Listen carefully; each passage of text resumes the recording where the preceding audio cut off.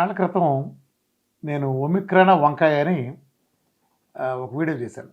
అప్పటికి ఒమిక్రాన్ దేశంలోకి రాలేదు. నిజానికి డెల్టాతోనే కరోనా బలహీనపడిపోయింది. ఏ వైరస్‌కైనా కొన్ని సైకిల్స్ ఉంటాయి. వితిన్ దట్ సైకిల్స్‌లో మాత్రమే అది సూపర్ స్ప్రెడర్‌గా ఉంటుంది. అక్కడి నుంచి దాని ఉంటుంది. అది ఇంకో 100 ఏళ్ళు ఉంటుంది. కానీ స్ప్రెడ్ చేసే శక్తి కోల్పోతుంది. దేనికైనా ఒక టైం ఉంటుంది చూడండి. ఆ టైం తర్వాత ఇక సూపర్ స్ప్రెడర్‌గా ఉండలేదు. అది చాలా వైరస్‌లకి అన్ని వైరస్‌లకు జరుగుతుంది. కరోనాకు సంబంధించి డెల్టా ఆఖరి వైరస్ అని నేను మీడియాలో కూడా అప్పట్లో లైవ్‌లో చెప్పాను. డెల్టా అనేది మాత్రమే లాస్ట్‌కు భయపెట్టగలిగేది. డెల్టా తర్వాత కరోనా వైరస్ బలహీనపడిపోతుంది. ఒమిక్రాన్ ఒక్క కేసు కూడా ఇండియాకి రాకముందే మన మీడియా ఛానళ్ళన్నీ ధూమ్ ధామ్ అని ఎగ్జారిస్ట్ మ్యూజిక్‌లే సావగొడుతున్న రోజులు జనాల్ని చెవులో పూలెట్టి మరొకసారి కార్పొరేట్ ధనదాహానికి మొత్తం దోచుకోవడానికి రంగం సిద్ధం చేస్తున్న టైంలో నేను ఒక వీడియో చేశాను.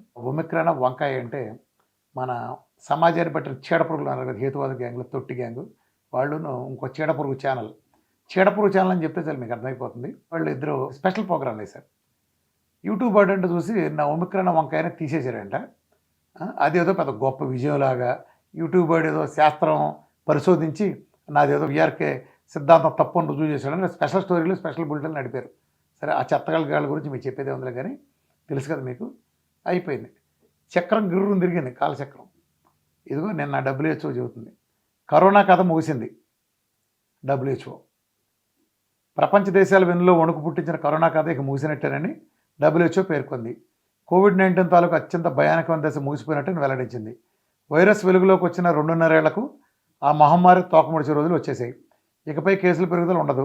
అలాగని పూర్తిగా తగ్గి జీరో అయ్యే పరిస్థితి కూడా ఉండదు. 2.5 ఏళ్ళుగా మన చీకటి గుహల్లో బతుకులు వెళ్ళదీస్తున్నాం. ఇప్పుడు ఆ గుహ చివరిలో వెలుగురా కనిపిస్తుంది. ఏదో రాశారు, ఇంకా సోది ఉంది అని WHO డైరెక్టర్ జనరల్ టెడ్రోస్ అన్నారు. గురువారం నాడు ఐక్యరాజ్య సమితి సర్వప్రతినిధుల సమావేశంలో వ్యాఖ్యలు చేశారు. కరోనా వైరస్ బలహీనపడిపోయిందని అశోకా యూనివర్సిటీ చెందిన ప్రొఫెసర్ గౌతమ్ మేనన్ కూడా అన్నారు. ఆయన తొలి నుంచి కరోనా కేసుని ప్రపంచవ్యాప్తంగా ట్రాక్ చేస్తున్నారు. కరోనా వైరస్కి మన శరీరాలు అలవాటు పడిపోయాయని, ఇక వైరస్తో ప్రాణాలు కోల్పోవడం జరగదని ఆయన ధీమాగా చెప్పారు. అదే ఒమిక్రాన్ వంకాయ, కరోనా వంకాయ. నేను ఒక మంచి పని చేస్తున్నాను, ఒక ఉద్యమం చేస్తున్నాం. అనుకోకుండా నేను ఒక ఆవిష్కరణ జరిగింది. ప్రపంచంలో రోగాలన్నింటినీ పారదోలగలిగే ఒక అద్భుతమైన డైట్ కాకతాళీయంగా ఆవిష్కృతమైంది. దానికి నా తెలుగు పునాదుల కారణం. దాన్ని అలా ఆవిష్కృతమైన దాన్ని ఒక కమిట్మెంట్తో, ఒక నిబద్ధతతో, ఒక రకంగా చెప్పాలంటే సర్వం నేను ఇదే లైఫ్గా, నా లైఫే ఇదిగా చేసి నేను పెట్టి దీన్ని ముందుకు తీసుకెళ్తా వచ్చాను.